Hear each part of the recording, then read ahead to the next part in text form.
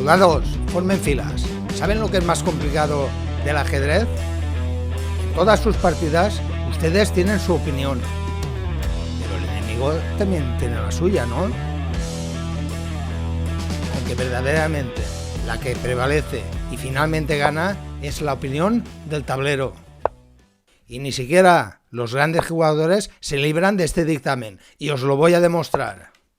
Además, con este duelo de titanes, veremos que como norma establecida, el alto mando que se lleva la victoria siempre es el que ese día, por así decirlo, está más iluminado. La batalla que están presenciando tuvo lugar en la Liga de la Unión Soviética de 1973. Al mando del Ejército Blanco, un mago, el genial Mikhail Tal. Al mando del Ejército Negro, otro genio. Y según él, en su modestia, un aprendiz de brujo. Mi apóstol preferido, rabiosinés, David Bronstein, que eligió, como pueden ver, para esta ocasión la defensa Pirk. Llegados aquí, creo que a pocos les sorprenderá que el mago elija el lado largo para el corber de su monarca. Y Bronstein acepta el envite, pero en vez de jugar un enroque corto, decide subir la apuesta. Soldados, este tipo de movimientos son de doble filo. Pues siempre tienen que considerar, como así pasó, que tras el recule del granujilla blanco, de momento el enroque corto de las negras es inviable. Pero amigos, esa era la idea del brujo, porque no contento con eso, ahora y con buen criterio, pasa la ofensiva en el hemisferio de dama. El mago ni se inmutó y desarrolla a su otro granujilla. De este modo, si a las negras se les ocurre incordiar al caballito defensor de la fortaleza blanca, su retirada a E2 no entorpece el desarrollo de ninguno de sus compañeros de fatigas. Atención, tropa, planten las orejitas porque esto les puede interesar. Quizás estamos ante uno de los momentos más importantes de la partida y puede resultar muy didáctico para vuestra instrucción. Mirar el brujo, como suele hacer al principio un aprendiz, de momento parece ser que ha dejado a su rey en el centro. Eso suele ser mala idea, y más si te enfrentas a uno de los mejores atacantes de todos los tiempos. Pero os garantizo que de momento, al igual que pasa en algunas sicilianas, el rey negro está más seguro en el centro de la pista de baile de la discoteca que si se trasladara a la esquina de los bafles, porque allí le podían dañar muy seriamente las orejitas. Tan solo tienen que observar hacia dónde apunta la mayoría de la tropa blanca. Y a cambio de esta, entre comillas, inseguridad, Bronstein, en contrapartida, tiene posibilidades reales de contrajuego yendo a por las orejitas del rey blanco. Ergo, al igual que en las partidas de enroques opuestos, se trata de una carrera al sprint, el típico tonto el último que gritábamos en el patio del recreo. Y en esta posición, lo correcto para las negras sería continuar la movilización de su tropa del flanco de dama, para así apoyar y poder lanzar a su infantería de este sector. Soldados, la típica avalancha de machaquitas. Sin embargo, Bronstein comete una pequeña imprecisión. Aunque la idea es clara, el apoyo del machaquita de B5 para dejar libre y que gane terreno su compi de C, tenemos que recordar que en el ajedrez, como en toda carrera, el tiempo es oro. Y más en este tipo de aperturas, ya que en ellas tienes que jugar con mucha energía, o de lo contrario, el fracaso puede ser estrepitoso. Ahora las blancas ya tienen una ligera ventaja, y si se respetaran las órdenes del general Stonefist del tipo de un H3, un rey B1 o incluso un caballo de 2, pues bien, pese a no hacerle caso el tal al general, os debo confesar que la orden que dio el Tito Misha, si me la juegan a mí, me pongo más nervioso que un perro paseando por el barrio chino. Mirad, empecemos con lo más obvio. Desde aquí, la escudera blanca ya divisa las orejitas del rey negro. ¿Pero por qué situó el mago esta torre en vez de la otra?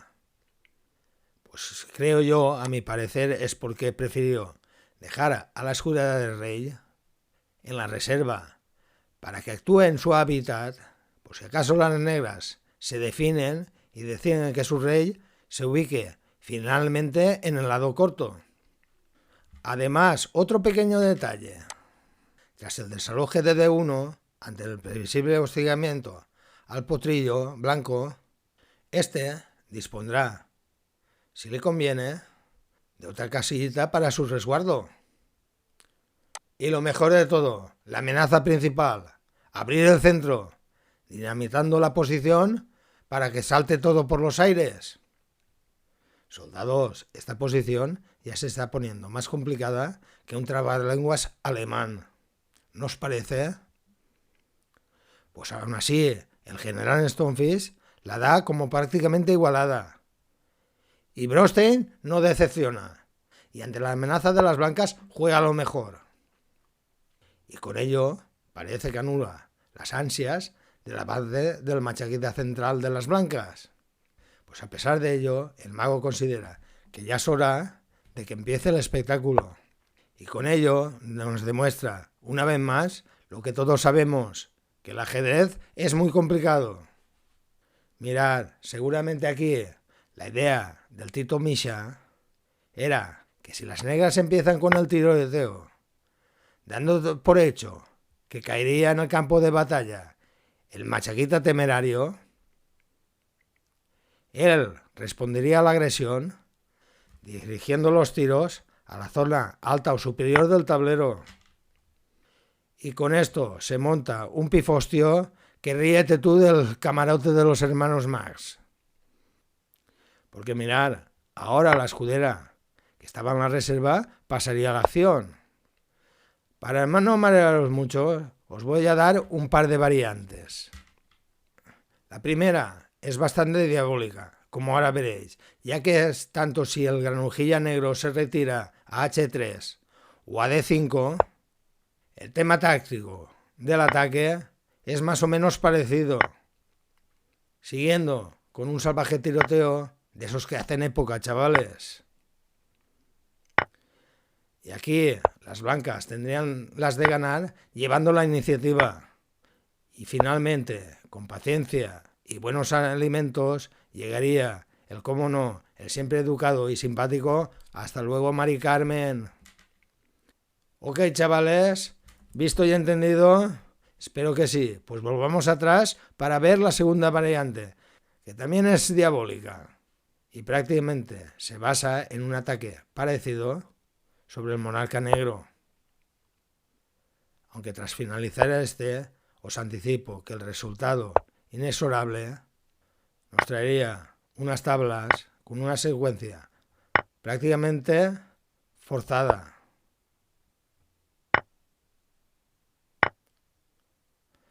Que conduce a las blancas a forzar, valga la redundancia, el llamado o conocido en este cuartel como jaque cansino. Es decir, un jaque continuo o perpetuo. Ok, chicos, pues quiero enfatizar que todo este berenjenal me lo ha chivado el grandísimo general Stonefish. Y con él en las manos somos más chulos que un 8. Estas variantes, por muy genial que sea un jugador, son prácticamente inalcanzables en su cálculo. Y claro está, ante esto, Brostein hace lo que suelen hacer la mayoría de los grandes maestros en estos casos: echar mano de conceptos o de principios. En este caso, el de no abrir la posición cuando tu rey está en el centro y encima teniendo un peor desarrollo de piezas. Pero chavales, no siempre los conceptos o los principios son la leche del blanco y en botella. ya que ahora el potrillo del rey blanco considera que es mucho más fuerte que el granujilla negro, y con un salto se lo quita de encima. Además, fijaros, desde aquí, junto a su compi el granujilla, genera un muy interesante punto de coincidencia sobre G6. En posición ya difícil, Brostein, lo crean o no, vuelve a jugarlo mejor, buscando algo de contrajuego. Soldados, mucho se ha hablado y se hablará del estilo de juego del genial Miguel Tal. Pero a mi modo de ver, la mejor definición de su juego la dio precisamente Brostein, cuando comentó que Tal simplemente situaba todas sus piezas en el centro, como en esta posición, y después las sacrificaba en cualquier parte. Pues dicho y hecho. Y más si al final del tiroteo, por el cabellito sacrificado, ha conseguido 3 machaquitas contantes y sonantes. Y lo que todavía resulta mejor, un rey al descubierto y un poco vulnerable. El brujo ahora sigue jugando lo mejor, y aunque su posición parece caótica y da más penita que el desalojo de un orfanato, siempre tenemos que contar con el factor humano. Y aunque uno sea, si no que más, uno de los jugadores de ataque más grandes que ha dado la historia del ajedrez, también puede fallar, como nosotros, a la hora de dar su opinión. Porque el Tito Misha esta vez, en vez de empezar con la movilización de su infantería del flanco del rey, o incluso con un sacrificio, otra vez, del machaquita central, muy interesante, aquí opina y juega la menos precisa F3. Soldados, para que vean que no solo el apológico entiende un poco de esto de los conceptos, aquí las negras podían casi igualar la partida. ¿Se atreverían a sacar la jugada por ustedes mismos? Venga chicos, pausen el vídeo, que no solo de táctica viven los rabiosines. ¿Qué tal con el ejercicio, mis valientes? Vamos a verlo. Un concepto muy importante para el ataque y para el ajedrez en general suele ser el de tener el centro como mínimo controlado. Y aquí la cosa, como se suele decir, está sujeta más o menos con pinzas. Esta vez toca abrirlo y que sea lo que Dios quiera. Aquí lo mejor para las blancas sería la capturita sobre G4. Básicamente porque esta abre una ruta que te puede llevar a las inmediaciones del monarca negro. Pero tras la captura en E5 del potrillo de D7, la cosa se pone calentita, ¿no? Ya que 3 piezas blancas están en el aire. Y aunque el rey negro no se salva de la corriente y le toca resguardarse, ahora es turno de salvar a uno de los 3 Ryans que están bajo el fuego enemigo. Y por razones evidentes, aquí las blancas elegirían salvar a 2 pájaros de un tiro, para finalmente, tras parecer el granujilla blanco, llegar a una posición prácticamente igualada. Ahora, eso sí, complicada a más no poder. Lamentablemente, otra vez, Brostein la hierra y se vuelve a equivocar de concepto, como ahora verán. Rabiosines, por si no lo saben, estos 2 titanes, junto a Keres, son mis ídolos de juventud. Así que con esta partida hoy se podría decir que tengo el corazón partido. Rabiosines, es como si me preguntaron ustedes ¿a quién quieres más? ¿A papá o a mamá? Pero como no estamos para ñoñerías, lo dicho, soldados, el ajedrez es muy complicado. Y aquí Brostein entra directito en el tenebroso «esto está feo», al acercar recursos defensivos hacia su rey. Como todos sabéis, otro principio muy importante a la hora de defender. El problema principal es que el potrillo amenazado, con su retirada, mejora y mucho su posición. Se vuelve más dominante y letal. Aquí, por razones evidentes, Las negras no pueden capturar al más chiquita de A2. Les resultaría bastante incomestible. Así que el granujilla negro, y bien que hace, se une a su rey. Ahora, la dama blanca, con el ansia viva, se transforma en Predator, queriendo morder por las casillitas blancas. Brosten de momento lo evita. Y la Predator sigue con su paseíto por estas casillitas, haciendo retroceder al potrillo negro. Como ya cumplió sobradamente su misión en E1, la escudera blanca mejora también su posición. Y aparte de ponerle los ojitos a la Black Queen, dependiendo de lo que jueguen las negras, las blancas se preparan para avanzar con un D5 o incluso con la captura C5.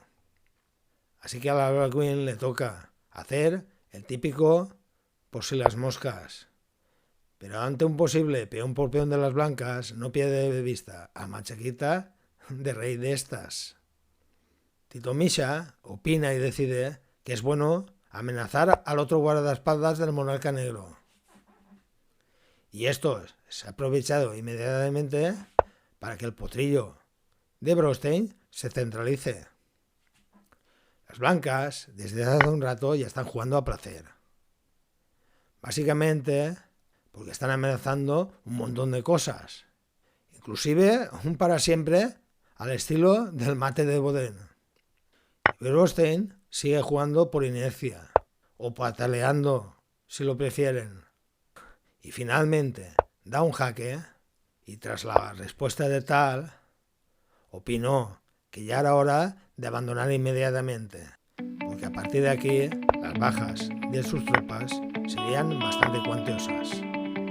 Bien, chavales, espero que os haya gustado esta partida. No es, ni mucho menos, la más interesante de estos dos titanes, pero la he escogido porque de esta partida podemos sacar una buena conclusión, o moraleja, como dice mi amigo Chaume. Mirad, se podría decir que pese al berenjenal en que se metió el aprendiz de brujo, en algún momento tuvo la oportunidad de igualar la partida. Así que cuando se vean ustedes ante este tipo de posiciones, tienen que contar y pensar que puede haber una salida airosa. Chavales, mente fría, tampoco quiero que me sean pesimistas, viendo en ello el túnel oscuro. Y tampoco quiero que se pasen de optimistas, que los conozco, viendo la luz al final del túnel. Y ni siquiera quiero que seáis realistas, viendo la locomotora como se acerca. Aquí quiero que seáis como el maquinista de la locomotora, que ve a tres tontainas, muy tontainas, caminando por la vía. Bueno, tropa, rompan filas.